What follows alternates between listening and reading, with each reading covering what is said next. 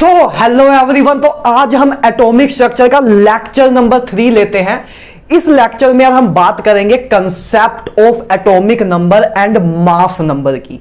ठीक है कि एटॉमिक नंबर और मास नंबर का क्या कंसेप्ट है, और उसके साथ साथ ही कुछ इंपॉर्टेंट केमिस्ट्री में यूज होने वाली टर्म्स देखेंगे, जैसे कि आइसोटॉप्स क्या होते हैं, आइसोबार्स क्या होते हैं, आइसोटोन्स क्या होते हैं, आइसोडाइफर्स भी देख लेंगे क्या होते हैं, आइसो इलेक्ट्रॉनिक स्पीसीज क्या होती हैं, आइसोस्टर्स क्या होता है, ये सब आज के इस लेक्चर में हम देख लेंगे। तो चलो हेडिंग डाल लो, एटॉमिक स्ट्रक्चर का लेक्चर नंबर 3 हम लेने जा रहे हैं। ठीक है, आप सभी को good morning, good afternoon, good evening, अपने अकॉर्डिंग देख लेना। तो नोट्स बनाते रहना साथ साथ में। आई होप आप बना रहे होंगे, मोल कंसेप्ट के आपने अच्छे प्यारे से नोट्स बनाए होंगे। जब चैप्टर खत्म हो जाया करे या तो कोशिश करा करो कि एक शॉर्ट नोट्स बना लिया करो, 1 या 2 पेज के शॉर्ट नोट्स बना लोगे तो आपको बेनिफिट देंगे लास्ट में। जब आपका चैप्टर खत्म हो जाता है ना, उसका कोशिश करा करो शॉर्ट नोट्स बना लिया करो। जब पूरा चैप्टर खत्म कर लो, आप उसके क्वेश्चन कर लो अपने लेवल पे, उसके बाद कोशिश करा करो 1 या 2 पेज के मैक्स शॉर्ट नोट्स बना लो उस चैप्टर के, जो कि आपको बाद में रिवीजन के टाइम कॉन्फिडेंस देंगे और बहुत ही कम टाइम में आपको पूरा चैप्टर रिवाइज करा देंगे। ठीक है, तो फिलहाल चलो बात करते हैं एटॉमिक स्ट्रक्चर के लेक्चर नंबर 3 की। हेडिंग डाल लो। हेडिंग क्या डालोगे?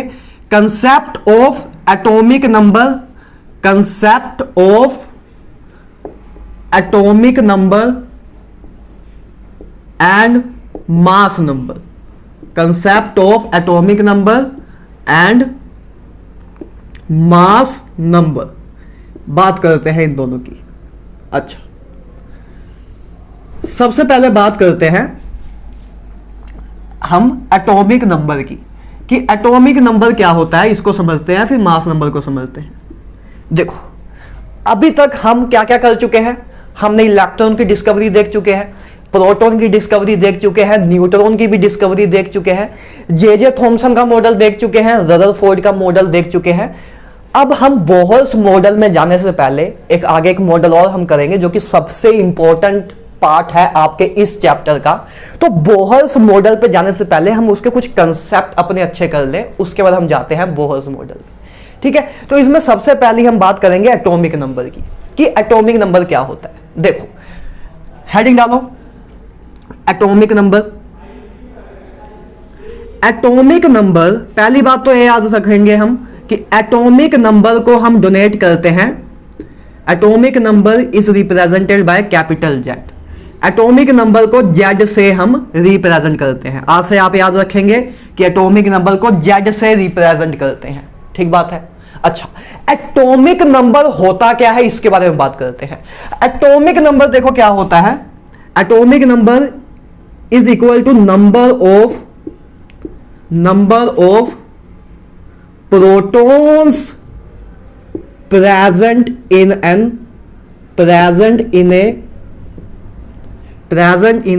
nucleus of atom, in a nucleus of atom।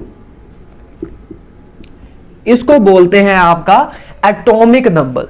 मतलब किसी एटम में कितने नंबर ऑफ प्रोटॉन्स हैं, वही उसका एटॉमिक नंबर होता है, वही उसका एटॉमिक नंबर होता है। जैसे अगर मैं लिथियम की बात करूं तो लिथियम का एटॉमिक नंबर आपको पता है 3 होता है।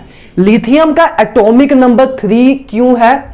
क्योंकि लिथियम में आपके 3 प्रोटॉन होते हैं, इसलिए इसका एटॉमिक नंबर 3 होता है। ठीक बात है। तो एटॉमिक नंबर को रिप्रेजेंट करते हैं जेड से, and it is equal to number of protons present in a nucleus of a atom. ठीक बात है। अच्छा, कभी कभी ऐसे भी लिख देते हैं। देखो, एक तो आपका जेड बराबर है, आप ये भी बोल सकते हो नंबर ऑफ प्रोटॉन के, है ना, कि कितने नंबर ऑफ प्रोटॉन है न्यूक्लियस में। या कभी कभी ये भी बोल देते हैं कि नंबर ऑफ इलेक्ट्रॉन्स के। नंबर ऑफ इलेक्ट्रॉन आप लेकिन तभी बोल सकते हो जब आपका एटम जो है वो न्यूट्रल है। ये डेफिनेशन आपकी तभी वैलिड होगी जब एटम आपका न्यूट्रल हो। क्यों? क्योंकि देखो, जैसे लिथियम की बात करें तो लिथियम आपको पता है कि न्यूट्रल एटम है। अभी इसमें कोई चार्ज तो नहीं है ना, पॉजिटिव चार्ज भी नहीं है, नेगेटिव चार्ज भी नहीं है। तो जब पॉजिटिव चार्ज भी नहीं होता, नेगेटिव चार्ज भी नहीं होता, और हमें जे थॉमसन भाई साहब ने भी यही चीज बताई थी और रदरफोर्ड भाई साहब ने भी यही चीज बताई थी कि एटम हमेशा न्यूट्रल होता है, एटम हमेशा न्यूट्रल होता है। अच्छा, तो नंबर ऑफ, इसका मतलब है कि जितने नंबर ऑफ प्रोटॉन होंगे उतने ही नंबर ऑफ इलेक्ट्रॉन होंगे। तो आप ये भी कह सकते हो कि जैसे लिथियम में 3 प्रोटॉन है तो इसमें 3 ही इलेक्ट्रॉन होंगे, तभी तो ये न्यूट्रल बनेगा, तभी तो ये न्यूट्रल बनेगा। तो आप नंबर ऑफ इलेक्ट्रॉन के फॉर्म में भी डिफाइन कर सकते हो। लेकिन क्या, जैसे अगर मैं लिथियम पॉजिटिव ले लूं, अगर लिथियम का कटायन ले लूं, तो क्या इस केस में डेफिनेशन फॉलो होगी? सोचो, लिथियम के केस में 3 प्रोटॉन थे, 3 इलेक्ट्रॉन थे, तो आपने लिख दिया कि एटॉमिक नंबर आपका नंबर ऑफ प्रोटॉन के बराबर है और नंबर ऑफ इलेक्ट्रॉन के बराबर ही है। तो आप इसके न्यूट्रल एटम के केस में आप ये चीज लगा सकते हो कि atomic number number of electron के बराबर भी आप बोल सकते हो। लेकिन ओ एलिमेंट या ओ स्पीसीज जिसमें चार्ज हो, उसमें क्या आप नंबर ऑफ इलेक्ट्रॉन के बराबर बोल सकते हो एटॉमिक नंबर? नहीं, उस केस में आप नहीं बोल सकते कि Z is equal to any, आप ये नहीं बोल सकते जब आपका कटायन या अनायन हो, तब आप नहीं बोल सकते। क्यों नहीं बोल सकते? क्योंकि देखो, जैसे लिथियम पॉजिटिव की बात करें तो इसमें अभी भी प्रोटॉन तो 3 ही है, प्रोटॉन तो इसमें 3 ही है, लेकिन इलेक्ट्रॉन अब इसमें कितने हो गए? 2 हो गए। एक इलेक्ट्रॉन तो निकाल दिया ना, अरे यार लिथियम था उसमें 3 इलेक्ट्रॉन थे, एक इलेक्ट्रॉन पुचुक करके निकल गया, लिथियम पॉजिटिव बढ़ गया, तो इलेक्ट्रॉन कितने रह गए? 2 रह गए, इलेक्ट्रॉन आपके 2 रह गए। तो Z आपका क्या होता है? Z की एक्चुअल डेफिनेशन यही है कि Z बराबर होता है, मतलब एटॉमिक नंबर बराबर होता है number of protons present in the nucleus of atom. तो नंबर ऑफ प्रोटॉन कितने हैं? 3 ही हैं। तो लिथियम पॉजिटिव का आपका Z कितना होगा? 3 ही होगा। लेकिन क्या इसमें इलेक्ट्रॉन वाली डेफिनेशन लग रही है कि Z बराबर होगा नंबर ऑफ इलेक्ट्रॉन के? नहीं, वो वाली डेफिनेशन नहीं लग रही है, क्योंकि चार्ज स्पीसीज में Z बराबर नंबर ऑफ इलेक्ट्रॉन के नहीं होता है। ठीक है, सिर्फ न्यूट्रल स्पीसीज के केस में ही आप ये बोल सकते हो कि atomic number number of electrons के बराबर भी होगा। ठीक है, क्योंकि न्यूट्रल चीजों के केस में आपके जितने नंबर ऑफ प्रोटॉन होते हैं उतनी नंबर ऑफ इलेक्ट्रॉन होते हैं, तो उस केस में आप बोल सकते हो कि Z बराबर नंबर ऑफ इलेक्ट्रॉन भी हम बोल सकते हैं, लेकिन चार्ज स्पीसीज के केस में नहीं बोल सकते, कटायन और अनायन के केस में नहीं बोल सकते। ठीक बात है, क्लियर हो रहा है? अच्छा, ये होता है आपका एटॉमिक नंबर। ठीक है, ये होता है आपका एटॉमिक नंबर। आगे देखते हैं मास नंबर क्या होता है। अच्छा, ये बताओ, चलो इसके बाद पूछता हूं, आगे लिखो मास नंबर। मास नंबर की बात करते हैं कि मास नंबर क्या होता है। सबसे पहली बात, मास नंबर को डोनेट करते हैं किससे? कैपिटल ए से। ठीक है, याद रखना, एटॉमिक नंबर को ए से डोनेट नहीं करते, एटॉमिक नंबर को Z से डोनेट करते हैं, मास नंबर को ए से। कोई कंफ्यूजन नहीं होनी चाहिए, एटॉमिक नंबर को Z से, मास नंबर को ए से। ठीक बात है? अच्छा, तो मास नंबर आपका ए से डोनेट करते हैं और ये बराबर होता है, it is a sum of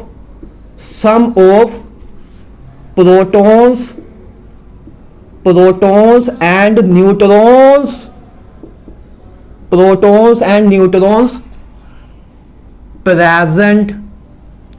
present in a nucleus of atom, that is known as a mass number। क्या होता है mass number? It is a sum of protons and neutrons present in a nucleus of a atom. मतलब mass number अगर उसको हम ए से donate करते हैं, वो बराबर है आपका number of proton plus number of neutron के। इन दोनों का अगर हम सम कर दें, किसी एलिमेंट में कितने नंबर ऑफ प्रोटॉन है, कितने नंबर ऑफ न्यूट्रॉन है, वो आप निकाल लो, उसके बाद उसका सम कर दो, तो वो होता है आपका मास नंबर। वो होता है आपका मास नंबर। बात क्लियर है? अच्छा, तो अगर लिथियम की ही बात करें तो लिथियम का मास नंबर कितना होगा? लिथियम का मास नंबर आपको पता है कि 7 होता है। लिथियम का मास नंबर आपको पता है 7 होता है। तो इससे आपको क्या इंफॉर्मेशन मिल रही है? देखो, आपको पता लिथियम का आपको एटॉमिक नंबर पता है 3 होता है। ठीक है, लिथियम का मास नंबर आपको पता है 7 होता है। तो लिथियम का एटॉमिक नंबर 3 है, तो इससे आपको ये इंफॉर्मेशन मिल रही है कि उसमें नंबर ऑफ प्रोटॉन कितने हैं, क्योंकि एटॉमिक नंबर बराबर होता है नंबर ऑफ प्रोटॉन के या नंबर ऑफ इलेक्ट्रॉन के न्यूट्रल एटम। अच्छा, मास नंबर से आपको क्या इंफॉर्मेशन मिल रही है? मास नंबर से आपको ये इंफॉर्मेशन मिल रही है कि 7 बराबर है number of neutron plus number of proton के। ये देखा ना हमने यार कि मास नंबर आपका बराबर होता है number of proton plus number of neutron के। तो मास नंबर आपका 7 है लिथियम का, तो 7 बराबर है number of neutron plus number of proton के। अब नंबर ऑफ प्रोटॉन आपको पता है लिथियम के केस में 3 है, क्योंकि उसका एटॉमिक नंबर 3 है। एटॉमिक नंबर 3 मतलब उसमें नंबर ऑफ प्रोटॉन कितने वो भी 3 है। तो नंबर ऑफ प्रोटॉन आपके 3 हैं। अगर नंबर ऑफ प्रोटॉन आपके 3 हैं तो इधर से आपका आ जाएगा कि नंबर ऑफ न्यूट्रॉन आपके कितने आ गए 4। नंबर ऑफ न्यूट्रॉन कितने आ गए 4। तो इस लिथियम के पास प्रोटॉन कितने हैं, न्यूट्रॉन कितने हैं 4 हैं। ठीक है, 4 आपके नंबर ऑफ न्यूट्रॉन है। ठीक है, तो देखो आप ये समझ रहे हो ना कि आपको एटॉमिक नंबर और मास नंबर की इंफॉर्मेशन अगर आपके पास हो तो आप किसी एटम में ये बता सकते हो कि उस एटम में कितने नंबर ऑफ प्रोटॉन है, या कितने नंबर ऑफ इलेक्ट्रॉन है, या कितने नंबर ऑफ न्यूट्रॉन्स है।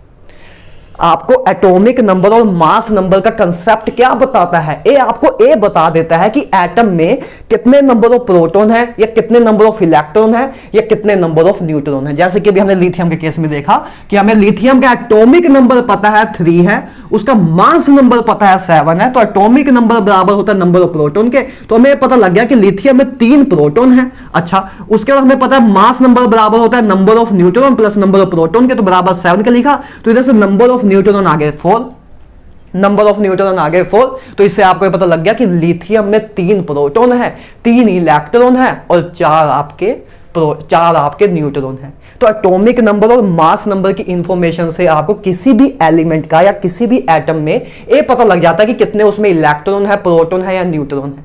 बात क्लियर है? ठीक है, अच्छा ठीक है।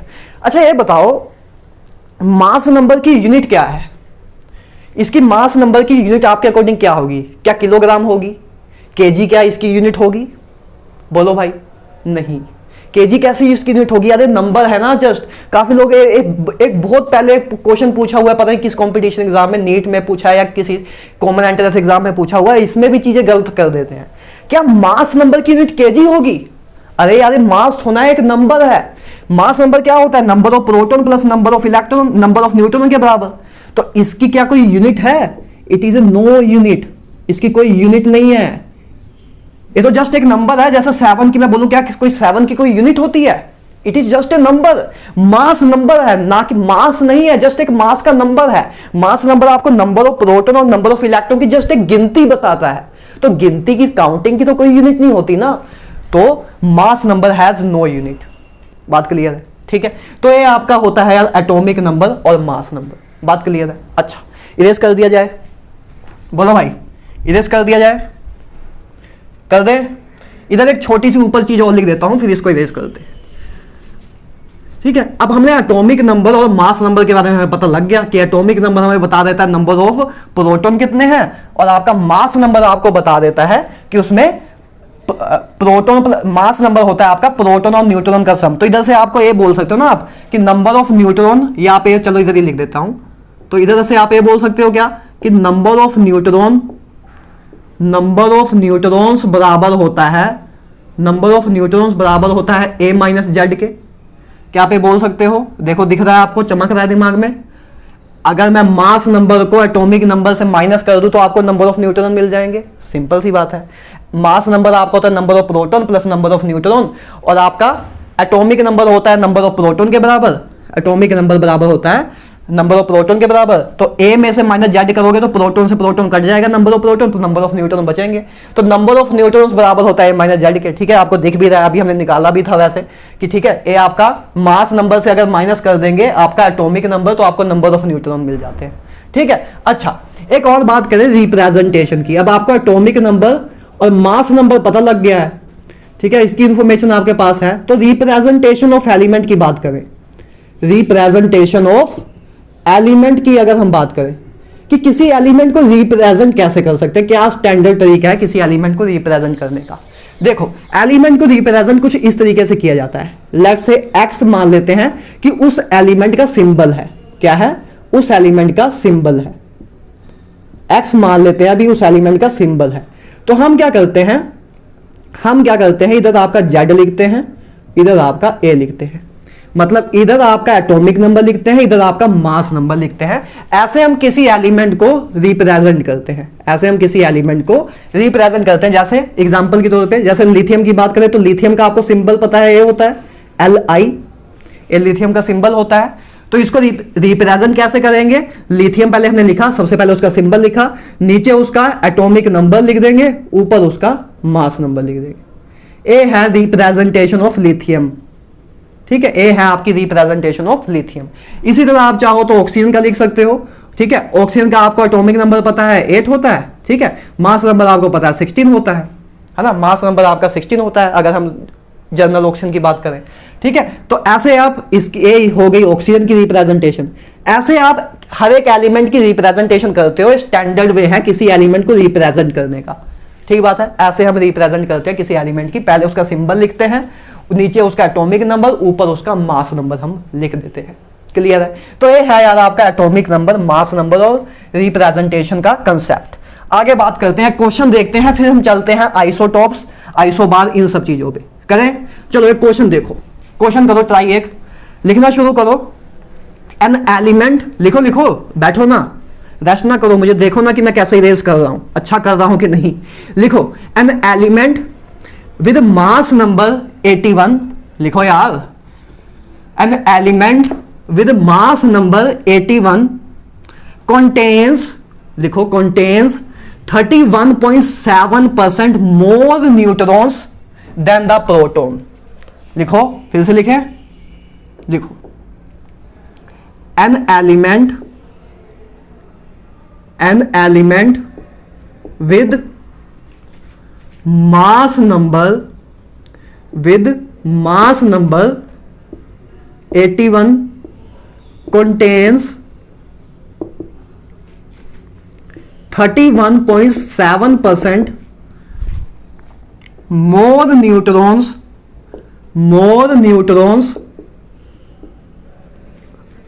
than protons। what will be the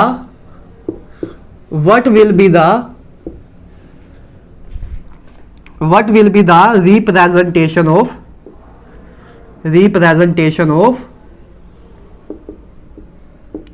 element? what will be the representation of element? ये आपसे पूछा हुआ है, ट्राई मारो, वीडियो को पॉज करो, ट्राई मारो। मैं करने जा रहा हूं, सिंपल सा क्वेश्चन है।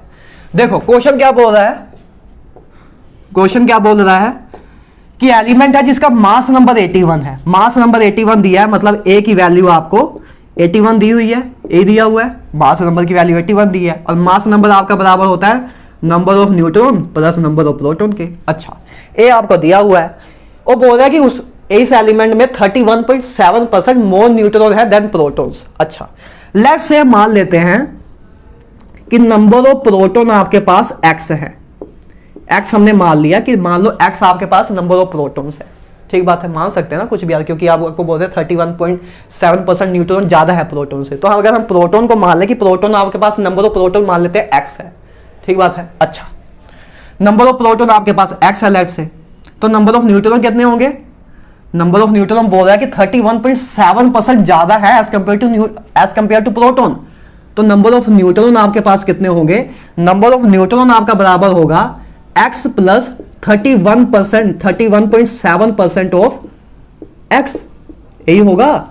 अरे नंबर ऑफ न्यूट्रॉन कह रहे हैं कि जितने नंबर ऑफ प्रोटॉन है उससे 31.7% ज्यादा है, तो x आपके पास नंबर ऑफ प्रोटॉन्स है, तो नंबर ऑफ प्रोटॉन से 31.7% ज्यादा है, तो ऐसे लिखेंगे, ठीक है। ऐसे आप लिख दोगे कि नंबर ऑफ न्यूट्रॉन आपके प्रोटॉन से 31.7% ज्यादा है। अच्छा, तो ये आपका कितना आ जाएगा?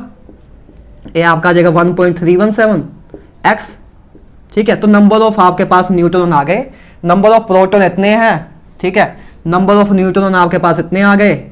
आपको नंबर ऑफ न्यूट्रॉन और नंबर ऑफ प्रोटॉन का सम पता है कि 81 के बराबर होता है, तो आप लिख सकते हो कि x प्लस 1.317 x बराबर है आपका 81 के, ये आप लिख सकते हो ना, ठीक है। आपने जस्ट पुट किया इसमें, तो जब पुट करोगे उसके बाद इधर से आपका आ जाएगा क्या? x प्लस है ऐड हो जाएगा, तो आपके पास आएगा 2.317 x बराबर आ जाएगा 81 के।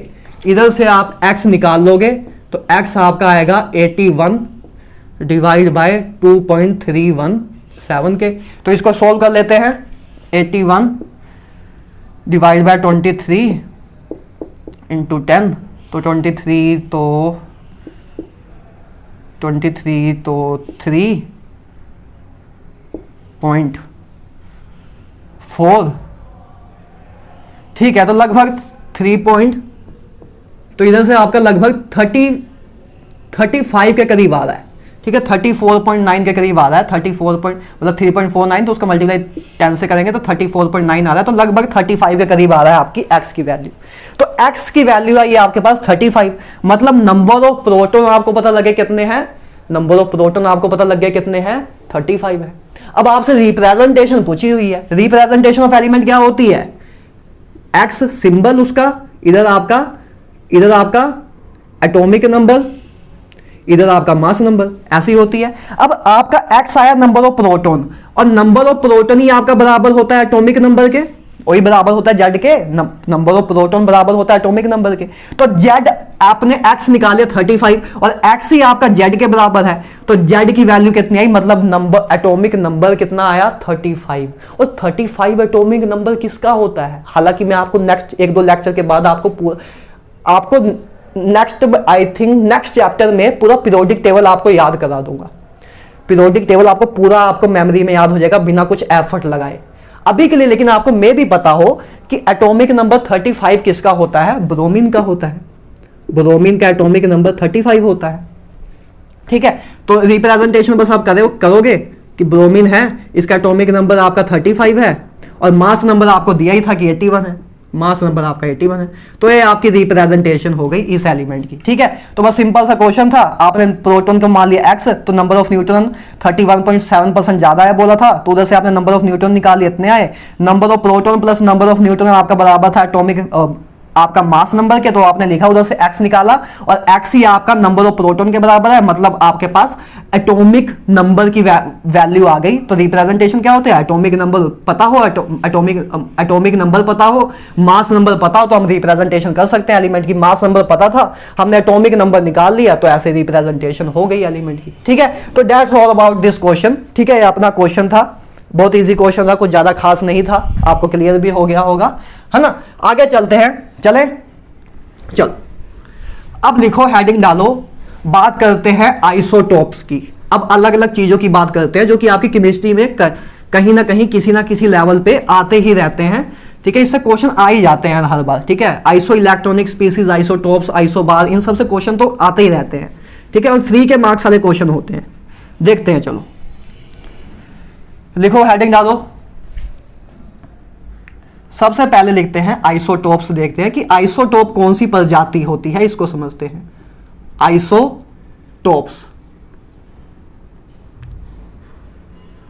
आइसोटोप्स की बात करते हैं। वैसे आइसो का मतलब होता है ना सेम, आइसो का मतलब होता है वैसे सेम, है ना।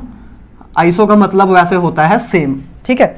अच्छा, आइसोटोप्स की बात करें कि आइसोटोप्स होते क्या है, पहले डेफिनेशन लिख लेते हैं जो स्टैंडर्ड डेफिनेशन है, ठीक है।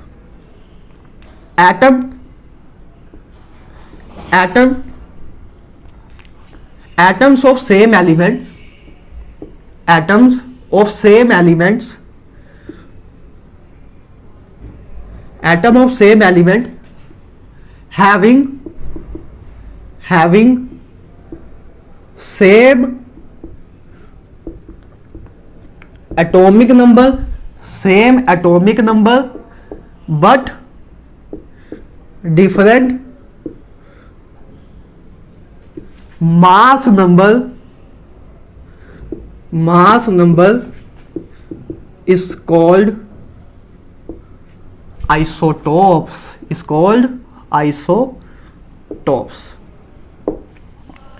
आइसोटोप्स क्या होते हैं? किसी एलिमेंट के हाँ देखो, जैसे अगर हम बात करें, जैसे मैं आपको बताऊं तो हाइड्रोजन के 3 आइसोटोप्स होते हैं। हाइड्रोजन के 3 आइसोटोप होते हैं। एक आपका H11, ठीक है, एक आपका होता है H12 और एक होता है आपका H13। ठीक है, इसको हम बोलते हैं प्रोटियम, या इसको हाइड्रोजन भी बोल देते हैं और प्रोटियम भी बोल देते हैं। ठीक है, इसको प्रोटियम बोल देते हैं और इसको पी से भी रिप्रेजेंट कर देते हैं। इसको हम ड्यूटेरियम बोल देते हैं, इसको डी से रिप्रेजेंट कर देते हैं। इसको हम टेराइटियम बोलते हैं और इसको हम टी से रिप्रेजेंट कर देते हैं। ठीक है, इसको हम प्रोटियम बोल देते हैं, इसको हम ड्यूटेरियम भी बोल देते हैं और इसको हम क्या बोल देते हैं, टेराइटियम भी बोल देते हैं, और इसको हम जनरली हाइड्रोजन भी बोल देते हैं इस आइसोटोप को। तो यार किसी एलिमेंट के ना हर एक एलिमेंट अलग अलग फॉर्म में दिखता है। एक एलिमेंट के एक से ज्यादा आइसोटोप्स होते हैं, क्योंकि आइसोटोप्स क्या होता है, एटम्स ऑफ सेम एलिमेंट, कि सेम एलिमेंट अलग अलग एटम के फॉर्म में होता है। मतलब उसके एटम में उसका एटम का एटॉमिक मास नंबर और एटॉमिक नंबर अलग हो सकता है। जैसे कि आपके हाइड्रोजन का, जैसे ये हाइड्रोजन के 3 आइसोटोप्स हैं। इन आइसोटोप्स में देखो डिफरेंस क्या है। इन तीनों में आपको दिख रहा है कि एटॉमिक नंबर तो सेम है, एटॉमिक नंबर आपको तीनों के केस में सेम दिख रहा है। इनमें डिफरेंस क्या है, मास नंबर का। पहले के केस में मास नंबर आपका 1 है, दूसरे के केस में मास नंबर 2 है और तीसरे के केस में आपका मास नंबर 3 है। क्लियर हो रहा है? अच्छा, तो ए आपके 3 आइसोटोप है। आइसोटोप से क्यों है, क्योंकि इनका एटॉमिक नंबर सेम है, एटॉमिक नंबर इनका सेम है लेकिन मास नंबर डिफरेंट है, इसलिए इनको हम आइसोटोप्स बोल रहे हैं। तो ये हाइड्रोजन के 3 आइसोटोप्स है, आप क्लियरली देख रहे हो कि इनका एटॉमिक नंबर सेम है और मास नंबर इनका डिफरेंट है। इजी सी चीज है। अच्छा, तो इधर से आप क्या इंफॉर्मेशन निकाल रहे हो, इधर से अगर मैं बोलूं तो इधर से अगर आप इन तीनों के बारे में अगर आप लिखना चाहो तो आप ऐसे लिख सकते हो। अगर एक मैं छोटा सा एक आपको ब्रॉड व्यू इनका देना चाहूं तो आप ये बोल सकते हो ना, देखो इनमें से आपको क्या क्या मिल रहा है। पहली चीज अगर हमें बोलूं, इसका एटॉमिक नंबर, इसका मास नंबर, इसका let's say number of electrons, number of proton plus number of neutron, ये 5 चीजें इसमें देखते हैं कि 5 चीजें इसमें क्या क्या चेंज हो रहा है, तो अब पता तो लगे क्या हो रहा है आइसोटोप्स के अंदर। ठीक है, जल्दी एक बार मैं ऐसे छोड़ना नहीं चाहता हूं, बस ऐसे बता के देखो। एटॉमिक नंबर कितना है, एटॉमिक नंबर इसका भी 1 है, इसका भी 1 है, इसका भी 1 है, एटॉमिक नंबर तीनों का 1 ही है। अच्छा, मास नंबर कितना है, पहले का 1 है, इसका मास नंबर 2 है और इसका मास नंबर 3 है। दिख रहा है आपको क्लियरली? ठीक है, इसका मास नंबर 1, इसका मास नंबर 2, इसका मास नंबर 3। प्रोटियम का मास नंबर 1, ड्यूटेरियम का मास नंबर 2, टेराइटियम का मास नंबर 3। ये आपके आइसोटोप्स हैं। अच्छा, अब इलेक्ट्रॉन देखो, नंबर ऑफ इलेक्ट्रॉन कितने हैं, पहले में 1 ही है। जितने नंबर ऑफ प्रोटॉन है उतने नंबर ऑफ इलेक्ट्रॉन ही होंगे, क्योंकि तीनों ही अब ये न्यूट्रल स्पीसीज है। तो इस केस में नंबर ऑफ प्रोटॉन बराबर नंबर ऑफ इलेक्ट्रॉन होंगे न्यूट्रल, क्योंकि तीनों ही न्यूट्रल है। कहीं भी आपको चार्ज नहीं दिख रहा है ना, कहीं भी आपको पॉजिटिव या नेगेटिव चार्ज ऊपर लिखा हुआ दिख नहीं रहा है। अच्छा, तो नंबर ऑफ इलेक्ट्रॉन कितने होंगे, या नंबर ऑफ प्रोटॉन बोलो तो नंबर ऑफ प्रोटॉन बराबर होगा आपका एटॉमिक नंबर की। तो नंबर ऑफ प्रोटॉन आपका बराबर होगा इस केस में भी एटॉमिक नंबर की, इस केस में भी एटॉमिक नंबर की। तो ये आपका नंबर ऑफ प्रोटॉन होगा। इसी तरह नंबर ऑफ इलेक्ट्रॉन भी आपका 1 ही होगा, है ना। नंबर ऑफ इलेक्ट्रॉन भी आपके 1 ही होंगे, नंबर ऑफ प्रोटॉन भी आपके 1 ही होगा, क्योंकि नंबर ऑफ प्रोटॉन बराबर होता है एटॉमिक नंबर के। तो 1 इसका भी, 1 इसका भी, 1 इसका भी। ठीक है, और न्यूट्रल है इसलिए नंबर ऑफ जितने नंबर ऑफ प्रोटॉन होंगे उतने नंबर ऑफ इलेक्ट्रॉन होंगे। अच्छा, न्यूट्रॉन देखो, हाइड्रोजन के केस में नंबर ऑफ न्यूट्रॉन कितने होंगे, न्यूट्रॉन कैसे निकालते हैं हम, a माइनस जेड से। Number of neutron a minus Z से निकालते हैं। a माइनस जेड करो, 1 - 1 0। तो नंबर ऑफ न्यूट्रॉन हाइड्रोजन के केस में या प्रोटियम के केस में कितने हैं, 0। इस केस में 2 - 1 तो 1, इस केस में 3 - 1 तो 2। तो आप क्या देख रहे हो, आप क्या देख रहे हो कि आइसोटोप्स में क्या चीज, किस चीज की वैल्यू डिफरेंट है। क्या इलेक्ट्रॉन अलग अलग है, नहीं। क्या प्रोटॉन अलग अलग है, नहीं। न्यूट्रॉन अलग अलग है। आइसोटोप्स में इसका मतलब कि न्यूट्रॉन्स अलग अलग होते हैं। किसी में, इसमें जैसे 0 थे, इसमें 1 था, इसमें 2 था। ठीक है, तो isotope different by number of neutrons. Clear है? और हम अंदर जाके हमने देख लिया कि क्या चीजें हो रही थी। ठीक है, अच्छा, तो ये आपने देख लिया। तो इधर से यार एक चीज और देखो। अच्छा, इधर से अगर मैं इसका भी बताना चाहूं, ये तो आपने देख लिया आइसोटोप्स इसका। ठीक है, ये आपने आइसोटोप देख लिया इसका। ऐसे ही आप और भी आप बहुत सारे आइसोटोप है। जैसे क्लोरीन की बात करूं, ठीक है, क्लोरीन की बात करूं तो क्लोरीन के 2 आइसोटोप्स हैं। क्लोरीन के 2 आइसोटोप्स हैं, 17 दोनों का एटॉमिक नंबर, एक 35, एक 37। एक क्लोरीन के 2 आइसोटोप्स हैं। ठीक है, एक क्लोरीन के 2 आइसोटोप्स होते हैं। ठीक है, मतलब दुनिया में आपको क्लोरीन 2 फॉर्म में मिलता है, जैसे हाइड्रोजन आपका दुनिया में 3 फॉर्म में मिलता है, इसी तरह क्लोरीन आपका दुनिया में 2 फॉर्म में मिलता है। एक ओ क्लोरीन जिसका मास नंबर 35 हो, एक ओ क्लोरीन जिसका मास नंबर 37 हो। ठीक है, अच्छा इसका अगर हम टेबल देखें तो इसका भी आप टेबल देख सकते हो। ठीक है, इसका मैं टेबल इधर बना रहा हूं नीचे, है ना। तो इसका एटॉमिक नंबर आप देखोगे तो एटॉमिक नंबर आपका आएगा 17, इसका भी एटॉमिक नंबर 17। इसका अगर मास नंबर देखो पहले वाले का 35, तो ओके मास नंबर 35, इसका मास नंबर 37।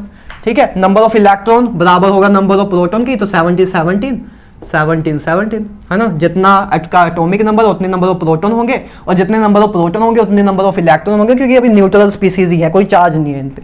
अच्छा, अब नंबर ऑफ न्यूट्रॉन कितने होंगे, a माइनस जेड 35 माइनस 17 कर देंगे तो आपका 18 आ जाएगा।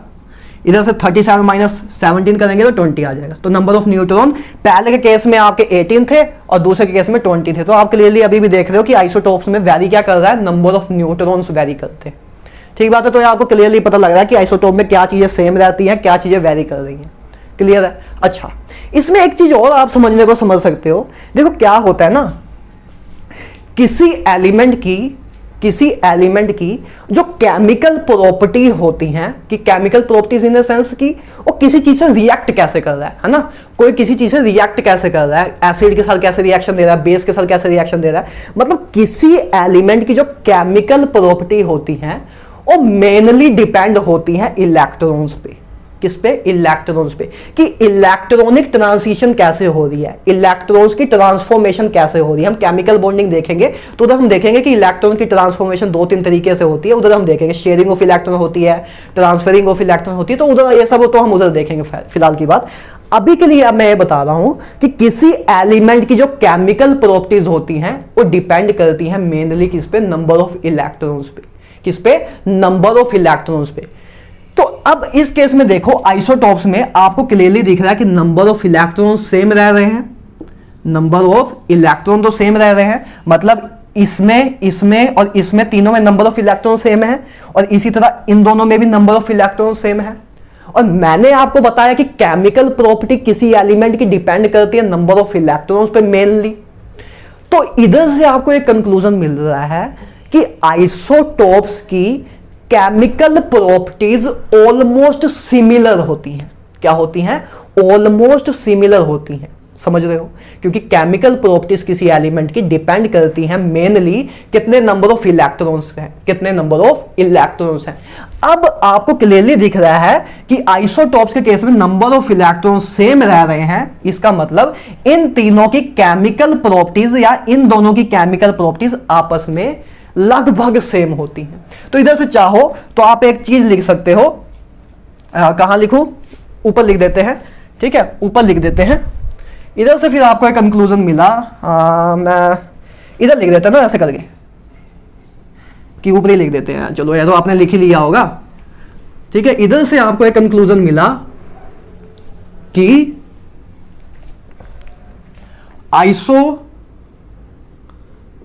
isotopes of same element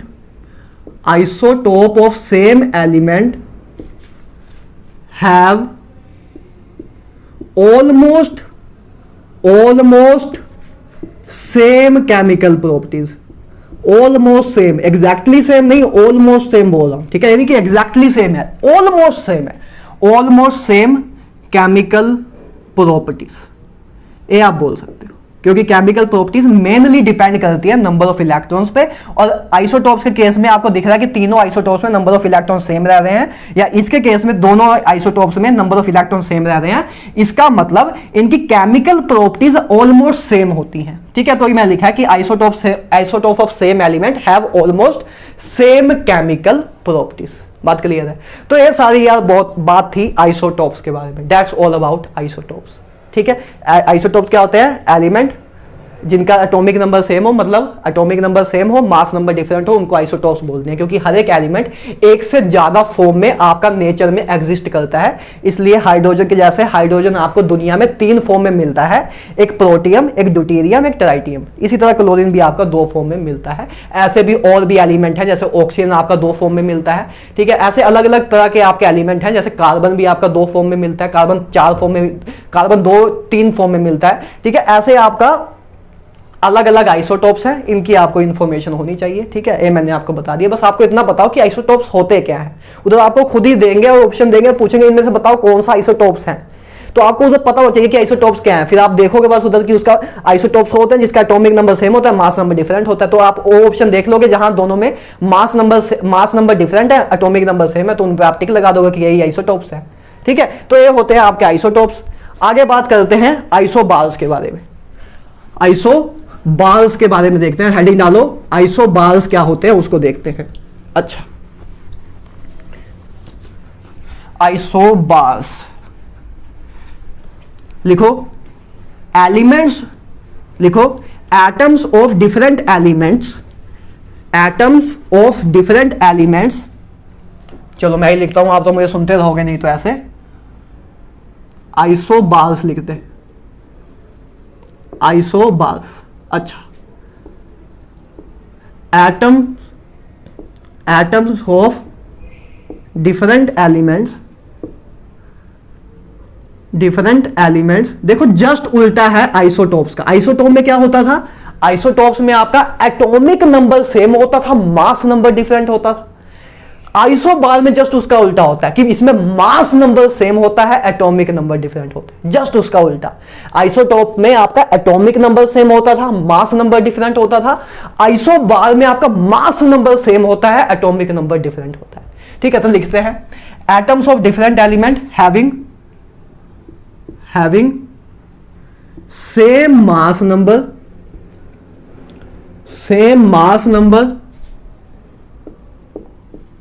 but different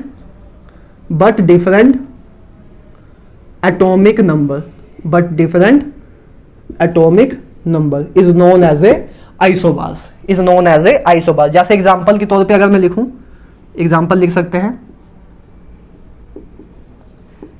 example क्या लिख सकते हैं, जैसे आपका आर्गन है, ठीक है, आपका पोटेशियम है और आपका कैल्शियम है, ठीक है।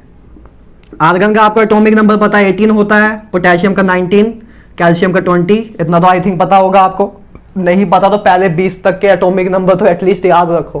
हालांकि मैं आपको नेक्स्ट चैप्टर में पूरा पीरियोडिक टेबल याद करा दूंगा, लेकिन अभी के लिए तो यार आपको 11th क्लास में आप आगे हो तो एटलीस्ट आपको पहले 20 या पहले 30 एलिमेंट का एटॉमिक नंबर और मास नंबर तो पता होना चाहिए। अगले चैप्टर में मैं तो कराऊंगा, लेकिन उससे पहले खुद को भी थोड़ा बहुत पता होना चाहिए, राइट, ठीक है। इसका एटॉमिक नंबर 18 है, इसका 19, इसका 20। इसका भी मास आपका पता है 40 है, इसका भी मास 40 है, इसका भी मास नंबर 40 है। तो आप क्लियरली देख रहे हो कि ये तीनों आपस में क्या है, आइसोबार्स हैं। क्यों? क्योंकि आइसोबार क्या होते हैं, आइसोबार का मास नंबर सेम होता है, एटॉमिक नंबर डिफरेंट होता है। तो आप क्लियरली देख रहे हो इनका मास नंबर सेम है और एटॉमिक नंबर डिफरेंट है। तो these three are called as a isobars। ये तीनों आपस में क्या है, आइसोबार्स। क्योंकि आइसोबार क्या होते हैं, वो चीज जिसका सेम मास नंबर हो बट डिफरेंट एटॉमिक नंबर। तो मास नंबर आप क्लियरली देख रहे हो सेम है तीनों का, एटॉमिक नंबर डिफरेंट है, तो ये आपके आइसोबार्स होते हैं। दैट्स ऑल, ठीक है। आइसोबार की केमिकल प्रॉपर्टी डिफरेंट ही होंगी, आइसोबार्स की केमिकल प्रॉपर्टीज डिफरेंट ही होगी, क्योंकि एलिमेंट ही अलग हो गया। इधर आर्गन था, इधर मतलब नोबल गैस थी, इधर आपका पोटेशियम आ गया, अब आपका एलिमेंट ही डिफरेंट हो गया, एलिमेंट ही आपका डिफरेंट हो गया, तो इनकी केमिकल प्रॉपर्टीज तो डिफरेंट ही होंगी। तो आप ये लिख सकते हो चाहो तो, isobars have different chemical properties. Isotopes की केमिकल प्रॉपर्टीज ऑलमोस्ट सेम होती थी, आइसोबार्स की केमिकल प्रॉपर्टी डिफरेंट होती है, क्योंकि इधर तो एलिमेंट ही अलग अलग हो गए ना यार, तो आपके इधर केमिकल प्रॉपर्टीज डिफरेंट होती हैं, ठीक बात है। अच्छा, चाहो तो इधर देख भी सकते हो क्या हो रहा है डिफरेंसेस में। अगर आप देखना चाहो, आर्गन देखो 18 है, 14 है, ठीक है। पोटेशियम की अगर बात करें 19, 40 और आपका कैल्शियम है 20, 40। ये आपके तीन आइसोबार्स थे। थोड़ा टाइट हो गया क्या, थोड़ा अच्छा करके लिख देते हैं, नहीं तो आप कहोगे इतना अच्छा लिखा नहीं मैंने, मेरी राइटिंग पे ना जाया करो वैसे यार, नहीं तो फिर आप पढ़ ही नहीं पाओगे। इतनी अच्छी राइटिंग अपनी नहीं है, समझा सकते हैं आपको बस, ठीक है। अच्छा, इधर भी अगर हम थोड़ी सी ऑब्जर्वेशन करना चाहें तो क्या कर सकते हैं, देखो अगर मैं पहले एटॉमिक नंबर की आपका एटॉमिक नंबर की बात करूं, मास नंबर की बात करूं, इलेक्ट्रॉन्स की बात करूं, number of electron, number of proton की बात करूं और नंबर ऑफ न्यूट्रॉन की बात करूं, तो आप देख सकते हो इसका एटॉमिक नंबर कितना है 18, इसका 19, इसका 20। एटॉमिक नंबर आपका 18, 19, 20। मास नंबर तीनों के केस में 40 ही है, मास नंबर आपका 40 है। नंबर ऑफ इलेक्ट्रॉन, पहले नंबर ऑफ प्रोटॉन देख लो, नंबर ऑफ प्रोटॉन बराबर होता है एटॉमिक नंबर के, तो इधर आपके नंबर ऑफ प्रोटॉन है 18, इधर आपके नंबर ऑफ प्रोटॉन है 19, इधर आपके नंबर ऑफ प्रोटॉन है 20। दो तीनों ही आपके न्यूट्रल चीजें हैं, तो इस केस में आपका एटॉमिक नंबर बराबर होगा नंबर ऑफ प्रोटॉन के भी और नंबर ऑफ इलेक्ट्रॉन के भी। इधर वाली डेफिनेशन भी फॉलो होगी कि नंबर ऑफ एटॉमिक नंबर बराबर होगा नंबर ऑफ इलेक्ट्रॉन के भी, क्योंकि ये डेफिनेशन न्यूट्रल एटम्स में फॉलो होती है कि नंबर ऑफ इलेक्ट्रॉन के अकॉर्डिंग भी आप बता सकते हो एटॉमिक नंबर को डिफाइन कर सकते हो। अच्छा, तो इधर आपका नंबर ऑफ इलेक्ट्रॉन कितने होंगे 18, 19 एंड 20। नंबर ऑफ न्यूट्रॉन्स कितने होंगे a माइनस जेड, है ना, a minus Z, a minus Z, a minus Z. तो ऐसे कर लो, 40 माइनस 20 किया तो 20 आ गया, ठीक है। 40 में से माइनस 19 किया 21 आ गया, ठीक है। और इधर आपका 40 में से मैं किया तो 22 आ गया। तो नंबर ऑफ न्यूट्रॉन्स ए आ गए, है ना, नंबर ऑफ न्यूट्रॉन्स ए आ गए। क्लियर हो रहा है? अच्छा, तो अब देखो इसमें क्या डिफरेंस आ रहा है। इसमें अगर आपको कुछ ऑब्जर्वेशन करनी हो कि आइसोबार में क्या क्या चीजें डिफरेंट आ रही हैं, तो आप क्या बता सकते हो। पहली बात आपको क्लियरली दिख रहा है कि नंबर ऑफ न्यूट्रॉन भी चेंज हो रहे हैं, नंबर ऑफ प्रोटॉन भी चेंज हो रहे हैं, है ना। आपको दोनों चीज दिख रही है कि नंबर ऑफ न्यूट्रॉन भी चेंज हो रहे हैं, नंबर ऑफ प्रोटॉन भी चेंज हो रहे हैं। हाँ, ये बात अलग है कि number of neutron plus number of proton का जो सम है ए कांस्टेंट रह रहा है, ए आपका कांस्टेंट रह रहा है आइसोबार में, है ना। चाहे इस दोनों का सम देखो या इन दोनों का सम देखो या इन दोनों का सम देखो, इन दोनों का सम आपका हमेशा 40 रह रहा है। इधर भी 40 आएगा, इन दोनों को ऐड करोगे इधर भी 40 आएगा, इधर भी 40 आएगा। तो number of neutron plus number of proton का सम आपका कांस्टेंट रहता है आइसोबार के केस में, मतलब आपका मास नंबर कांस्टेंट रहता है। सिंपल सी बात है, ठीक है। आपके नंबर ऑफ प्रोटॉन्स चेंज हो रहे हैं, आपके इस केस में नंबर ऑफ प्रोटॉन्स चेंज होते हैं, है ना। इस केस में आपके नंबर ऑफ प्रोटॉन्स चेंज होते हैं, तो नंबर ऑफ इलेक्ट्रॉन भी चेंज हो रहे हैं। नंबर ऑफ इलेक्ट्रॉन चेंज हो रहे हैं मतलब इनकी केमिकल प्रॉपर्टीज अलग अलग होंगी, इनकी केमिकल प्रॉपर्टीज अलग अलग होंगी। इसलिए मैंने बोला था isobars have different chemical properties, क्योंकि इनके एलिमेंट ही डिफरेंट हो गए ना। एक आर्गन है, एक पोटेशियम है, एक कैल्शियम है, तीनों एलिमेंट ही अलग अलग हो गए, तो इनकी केमिकल प्रॉपर्टीज अलग अलग ही होंगी। वैसे भी आप समझ सकते हो अगर आप इलेक्ट्रॉन के अकॉर्डिंग ना देखना चाहो, ठीक है। तो ये होते हैं आइसोबार्स आपके, ठीक है। हमने आइसोबार पूरा देख लिया। अच्छा, ठीक है, आगे चलें। चलो आगे लिखो आइसोटोन्स। क्या लिखोगे? आइसोटोन्स क्या होते हैं उसको लिखो। आइसोटोन्स, जैसे नाम से ही सोचो क्या हो रहा होगा। आइसोटोन्स, क्या आइसोटोन में इलेक्ट्रॉन की बात हो रही होगी? एक बार गट्स लगाओ, इंट्यूशन लगाओ, गट्स के अकॉर्डिंग आपको क्या लग रहा है आइसोटोन्स क्या हो सकते हैं। आइसो मतलब मैंने आपको बताया सेम होता है, तो टोन्स से हम क्या निकाल सकते हैं? क्या इलेक्ट्रॉन की बात हो रही होगी या प्रोटॉन की कि न्यूट्रॉन की? सोचो, अरे अंदर से एक इंट्यूशन तो आ रही होगी ना यार, न्यूट्रॉन की बात हो रही है, नाम ही है आइसोटोन्स। क्या है नाम? आइसोटोन्स। तो क्लियर आपको वैसे भी थोड़ा फील तो आ रहा होगा कि बात तो न्यूट्रॉन की ही हो रही होगी, क्योंकि टोन से इलेक्ट्रॉन की तो बात हो नहीं रही होगी या प्रोटॉन की, न्यूट्रॉन की ही बात हो रही होगी। तो आइसोटोन्स क्या होते हैं? Atoms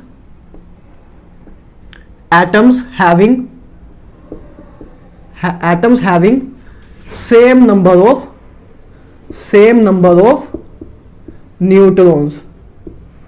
Atoms having same number of neutrons are called isotones. या ये भी बोल सकते हैं having same number of neutron but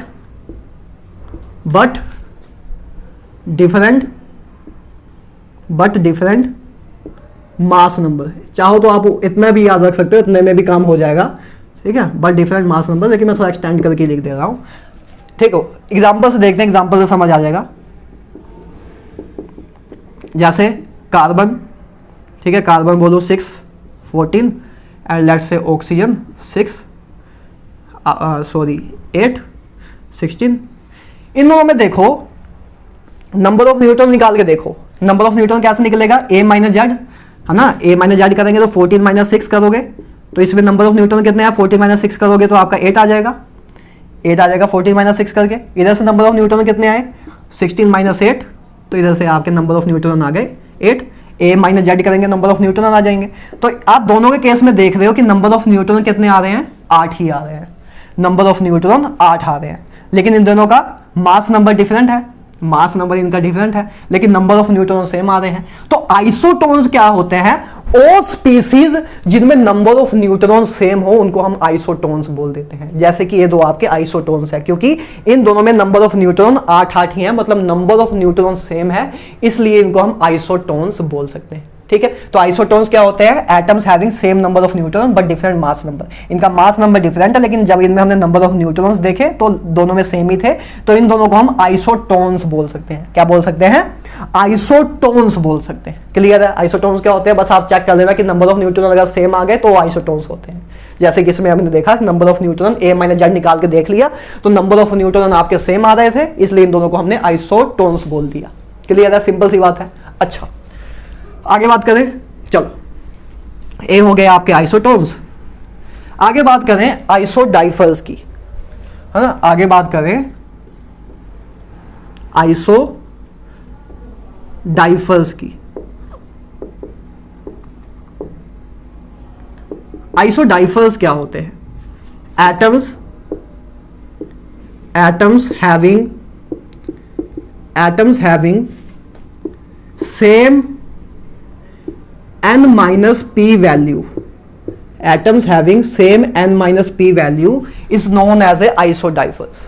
क्या होते हैं आइसोडाइफर, आपको यार एलिमेंट्स दिए होंगे, ठीक है, एलिमेंट आपको दिए होंगे, उन एलिमेंट के आप नंबर ऑफ न्यूट्रॉन निकाल लेना। नंबर ऑफ न्यूट्रॉन आपको निकालना आता है ए माइनस जेड करके, नंबर ऑफ प्रोटॉन आपको पता है बराबर होता है एटॉमिक नंबर के। ठीक है, तो उस एलिमेंट जो आपको एलिमेंट दिए होंगे उन एलिमेंट के नंबर ऑफ न्यूट्रॉन आपको निकालना आता है, नंबर ऑफ प्रोटॉन आपको निकालना आता है। नंबर ऑफ न्यूट्रॉन में से नंबर ऑफ प्रोटॉन को माइनस कर देना, इन दोनों का डिफरेंस अगर सेम आ रहा है, मतलब n माइनस पी की वैल्यू सेम आ रही है, number of neutron minus number of proton करने पे आपकी अगर वैल्यू सेम आ रही है, तो उन दो चीजों को हम आइसोडाइफर्स बोलेंगे। उन दो चीजों को हम आइसोडाइफर बोलेंगे। सिंपल सा काम है, बस आपको एग्जांपल दी होंगी, उधर आप नंबर ऑफ न्यूट्रॉन आप निकाल लेना, नंबर ऑफ प्रोटॉन निकाल लेना। नंबर ऑफ न्यूट्रॉन और प्रोटॉन को जब माइनस करोगे तो अगर आपकी वैल्यू सेम आ रही है उन दोनों चीजों के लिए, तो दोनों आपस में आइसोडाइफर्स होते हैं। ठीक है, आइसोडाइफर्स होते हैं, तो सिंपल है। और आइसोडाइफर आपके जनरली रेडियो एक्टिव सब्सटेंस में ज्यादा देखने को मिलते हैं, जैसे यूरेनियम वगैरह, एक्टिनियम वगैरह, जो नीचे होते हैं ना आपके एलिमेंट, उनमें ज्यादा देखने को मिलती है। क्लियर है, जनरली देखने को नहीं मिलती है। ठीक है, रेडियो एक्टिव सब्सटेंस में ज्यादा देखने को मिलती है। तो क्या होता है आइसोडाइफर, वो एटम्स जिसमें n minus P value same हो, मतलब नंबर ऑफ न्यूट्रॉन में से जब नंबर ऑफ प्रोटॉन माइनस कर दें तो उसकी जो वैल्यू आ रही है वो अगर सेम हो तो उनको हम आइसोडाइफर्स बोलते हैं। ठीक है, उनको हम आइसोडाइफर बोलते हैं। आगे बात करते हैं, आगे बात करें आइसो इलेक्ट्रॉनिक स्पीसीज, इंपॉर्टेंट है, आता रहता है इससे क्वेश्चन, आइसो इलेक्ट्रॉनिक स्पीसीज। ठीक है, स्पेलिंग देख लेना, आइसो इलेक्ट्रॉनिक स्पीसीज। ठीक है, स्पीसीज यही होता है। ठीक है, आइसो इलेक्ट्रॉनिक स्पीसीज, जैसे कि नाम से वैसे क्लियर हो रहा होगा, आइसो मतलब सेम, इलेक्ट्रॉनिक मतलब इलेक्ट्रॉन्स की बात कर रहे हैं, तो सिंपल सी बात है, एलिमेंट्स, डेफिनेशन क्या लिख सकते हो, elements having same number of electrons is known as isoelectronic species. ठीक है, वो एलिमेंट्स जिनमें सेम नंबर ऑफ इलेक्ट्रॉन्स हो उनको हम बोल देंगे, या स्पीसीज, एलिमेंट नहीं स्पीसीज लिख दो ना, स्पीसीज सबके लिए, स्पीसीज। ठीक है, species having same number of electron, उनको हम आइसो इलेक्ट्रॉनिक स्पीसीज बोलते हैं। जैसे कि अगर मैं एग्जांपल लूं तो आप ले सकते हो, जैसे लेट्स से नियोन, मैग्नीशियम, या नियोन ले लो, सोडियम पॉजिटिव ले लो, लेट्स से मैग्नीशियम 2 पॉजिटिव ले लो, ऑक्सीजन 2 नेगेटिव ले लो, फ्लोरीन नेगेटिव ले लो। ये पांचों देखो आपस में आइसो इलेक्ट्रॉनिक हैं क्या, इनमें नंबर ऑफ इलेक्ट्रॉन सेम है क्या, चेक करो। नियोन में आपको पता है नंबर ऑफ इलेक्ट्रॉन कितने हैं, 10 हैं। इसका एटॉमिक नंबर क्या है, एटॉमिक नंबर इसका है 10। तो और ये न्यूट्रल स्पीसीज है, तो जितने नंबर ऑफ प्रोटॉन होंगे उतने नंबर ऑफ इलेक्ट्रॉन होंगे। तो नंबर ऑफ प्रोटॉन इसमें 10 होंगे, क्योंकि एटॉमिक नंबर 10 है, तो इसमें नंबर ऑफ इलेक्ट्रॉन भी 10 होंगे, है ना। इसमें देखो फ्लोरीन का आपको पता है, फ्लोरीन में अगर फ्लोरीन आपका न्यूट्रल है तो इसमें एटॉमिक नंबर इसका कितना होता है, 9, मतलब 9 प्रोटॉन होते हैं 9 इलेक्ट्रॉन होते हैं अगर न्यूट्रल फ्लोरीन की बात करूं। अब फ्लोरीन में मैंने एक इलेक्ट्रॉन ऐड कर दिया, F को F नेगेटिव बना दिया ना, F में मैंने एक इलेक्ट्रॉन ऐड करके उसको F नेगेटिव बना दिया। तो पहले 9 इलेक्ट्रॉन थे, अब 10 इलेक्ट्रॉन हो जाएंगे, अब 10 इलेक्ट्रॉन हो जाएंगे। तो F नेगेटिव में कितने नंबर ऑफ इलेक्ट्रॉन है? 10 है। तो इसमें भी आपके नंबर ऑफ इलेक्ट्रॉन कितने हैं? 10 है। ऑक्सीजन 2 में देखो, O2 नेगेटिव में, ऑक्सीजन में आपको पता है नंबर ऑफ इलेक्ट्रॉन 8 थे, O2 नेगेटिव मतलब 2 इलेक्ट्रॉन ऐड कर दिए तो इसमें भी 10 हो गए, 10 इलेक्ट्रॉन हो गए। तो इसमें भी नंबर ऑफ इलेक्ट्रॉन आपके कितने हैं? इसमें भी नंबर ऑफ इलेक्ट्रॉन आपके 10 हैं। इसी तरह सोडियम में चेक करोगे, सोडियम में आपके नंबर ऑफ इलेक्ट्रॉन 11 है न्यूट्रल में, तो सोडियम पॉजिटिव में मतलब एक इलेक्ट्रॉन को आपने लॉस कर दिया तभी वो पॉजिटिव बना, तो आपके नंबर ऑफ इलेक्ट्रॉन कितने हो गए? 10 हो गए। तो इसमें भी नंबर ऑफ इलेक्ट्रॉन 10 आ जाएंगे। इसी तरह इसमें भी नंबर ऑफ इलेक्ट्रॉन 10 आ जाएंगे, क्योंकि मैग्नीशियम में 12 होते थे, उसमें से 2 इलेक्ट्रॉन आपने लॉस कर दिया तो 10 ही बचे। तो आप क्लियरली देख रहे हो इन सब में नंबर ऑफ इलेक्ट्रॉन सेम आ रहे हैं, नंबर ऑफ इलेक्ट्रॉन सबके केस में सेम आ रहे हैं। तो इसलिए इन पांचों को हम आपस में बोल सकते हैं कि ये पांचों आपस में आइसो इलेक्ट्रॉनिक स्पीसीज है। ये पांचों आपस में क्या है? आइसो इलेक्ट्रॉनिक स्पीसीज है। बात क्लियर है? ठीक है। तो आइसो इलेक्ट्रॉनिक स्पीसीज क्या होती हैं? वो स्पीसीज जिसमें नंबर ऑफ इलेक्ट्रॉन सेम हो। तो आप क्लियरली आपने देखा कि इसमें भी नंबर ऑफ इलेक्ट्रॉन 10 है, इसमें भी 10 है, इसमें भी 10 है, इसमें भी 10 है, इसमें भी 10 है। तो these five are iso electronic with each other, कि ये पांचों आपस में आइसो इलेक्ट्रॉनिक रिलेशन एग्जिस्ट करते हैं। ठीक बात है। तो ये होते हैं यार आपके आइसो इलेक्ट्रॉनिक स्पीसीज। इंपॉर्टेंट है, आपके नीट या जेई में क्वेश्चन आते रहते हैं कभी ना कभी। ठीक है, क्लियर है? ठीक है, आगे चलें। अच्छा, एक लास्ट चीज देखो, आइसोस्टर्स की बात करते हैं। आइसोस्टर्स की, आइसोस्टर्स क्या होता है उसको देख लेते हैं। देखो, आइसोस्टर्स, इसको देखते हैं। आइसोस्टर्स क्या होते हैं? एटम्स या स्पीसीज लिख लो, species having species which are isoelectronic, and have same number of atoms are called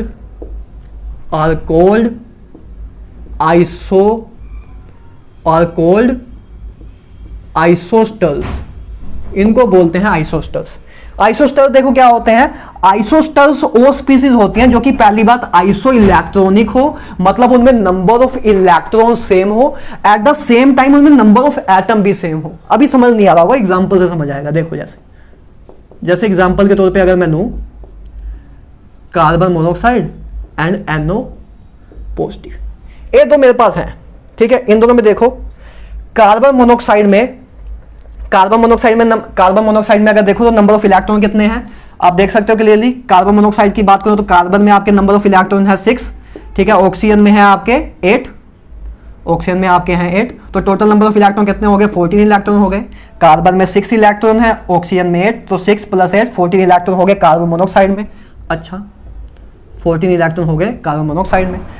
nitrogen monoxide में देख लो, NO पॉजिटिव होता है ना, पहले नाइट्रोजन न्यूट्रल में देख लो, उससे एक घटा देना तो NO पॉजिटिव के पता लग जाएंगे, है ना। तो नाइट्रोजन मोनोऑक्साइड में कितने हैं? नाइट्रोजन में होते हैं 7, इसमें होते हैं, ऑक्सीजन में होते हैं 8, तो 15 हो गया। और आपको NO पॉजिटिव का पूछ रहे हैं, तो NO पॉजिटिव का कितना होगा? एक इलेक्ट्रॉन रिमूव कर दो, NO में आपके 15 है तो NO पॉजिटिव में 14 होंगे, ऐसे निकाल देंगे ना, सिंपल है। न्यूट्रल का हमें पता है तो उसमें से एक माइनस कर देंगे तो NO पॉजिटिव का आ जाएगा। Number of electron in NO positive 14 है, तो इसमें भी नंबर ऑफ इलेक्ट्रॉन 14 है। तो पहली बात आपको क्लियरली दिख रहा है कि दोनों में नंबर ऑफ इलेक्ट्रॉन सेम है, मतलब दोनों आपस में आइसो इलेक्ट्रॉनिक है। ठीक है, दोनों आपस में आइसो इलेक्ट्रॉनिक है। और उसके पहली कंडीशन तो फॉलो हो रही है कि आइसो इलेक्ट्रॉनिक तो है। आगे बोले सेम एटम्स भी हो, सेम नंबर ऑफ एटम्स। तो इसमें भी देखो, इसमें दो कार्बन मोनोऑक्साइड कितने एटम से मिलकर बना है? 2 एटम से, एक कार्बन है और एक ऑक्सीजन है, तो 2 एटम से मिलकर बना है। इसी तरह नाइट्रोजन मोनोऑक्साइड का जो एक कैटायन बना है वो भी 2 एटम से मिलकर बना है, 1 + 1 2। तो सेम नंबर ऑफ एटम से मिलकर बने हैं। तो इसलिए आइसोस्टर्स क्या होते हैं, वो स्पीसीज जिसमें नंबर ऑफ इलेक्ट्रॉन भी सेम हो और दो एटम या मतलब सेम नंबर ऑफ एटम से ही मिलकर बने हो। जैसे ये दो एटम से मिलकर बना है, ये भी दो एटम से मिलकर बना है, तो ये आपस में क्या है, आइसोस्टर्स है। जैसे कि अगर मैं बोलना चाहूं, अगर मैं ये बोलना चाहूं कि आपको जैसे पोटेशियम की बात करूं, जैसे नहीं चलो सिलिकॉन की बात करूं। अब सिलिकॉन में भी आपको पता है, सिलिकॉन में भी नंबर ऑफ इलेक्ट्रॉन कितने हैं, 14 ही है। सिलिकॉन में नंबर ऑफ इलेक्ट्रॉन तो 14 ही है, एटॉमिक नंबर 14 सिलिकॉन में भी आपके नंबर ऑफ इलेक्ट्रॉन 14 ही है। लेकिन क्या सिलिकॉन आपका आइसोस्टर्स है इन सबके साथ? नहीं, सिलिकॉन आपका आइसोस्टर नहीं। हाँ, सिलिकॉन ये बोल सकते हो कि सिलिकॉन आपका आइसो इलेक्ट्रॉनिक है इन सबके साथ, कि इसमें भी 14 इलेक्ट्रॉन है, इसमें भी 14 इलेक्ट्रॉन है, इसमें भी 14 इलेक्ट्रॉन है। तो आइसो इलेक्ट्रॉनिक तो है लेकिन आइसोस्टर नहीं है, क्योंकि आइसोस्टर होने के लिए आइसो इलेक्ट्रॉनिक के साथ साथ उसमें नंबर ऑफ एटम्स भी सेम होने चाहिए। तो ये आइसो इलेक्ट्रॉनिक तो है लेकिन इसमें ये दो एटम से मिलकर बना है, ये दो एटम से मिलकर बना है, और ये तो एक ही एटम है, एलिमेंट ही है।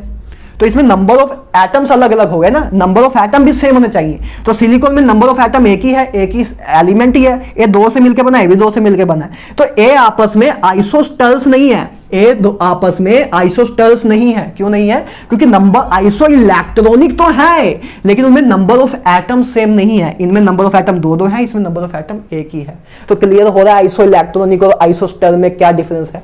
ये आपस में आइसो इलेक्ट्रॉनिक तो है लेकिन आइसोस्टर्स नहीं है, क्योंकि इनमें नंबर ऑफ इलेक्ट्रॉन तो सेम है लेकिन नंबर ऑफ एटम अलग अलग है। इन दोनों में दो दो है, इस करके आइसोस्टर्स थे, लेकिन नंबर ऑफ एटम एक ही है, नंबर ऑफ एलिमेंट एक ही है, तो इस करके आपका आइसोस्टर नहीं है, आइसो इलेक्ट्रॉनिक्स हैं तीनों आपस में। ये आप बोल सकते हो मोटा मोटा, ठीक है, क्लियर है। तो ये यार आपकी सारी चीजें थी कि हमने सब देख लिया कि एटॉमिक नंबर क्या होता है, एटॉमिक नंबर का कंसेप्ट क्या होता है, मास नंबर का कंसेप्ट क्या होता है, उसको रिप्रेजेंट कैसे करते हैं, उसके एक दो क्वेश्चन एक क्वेश्चन देख लिया था हमने।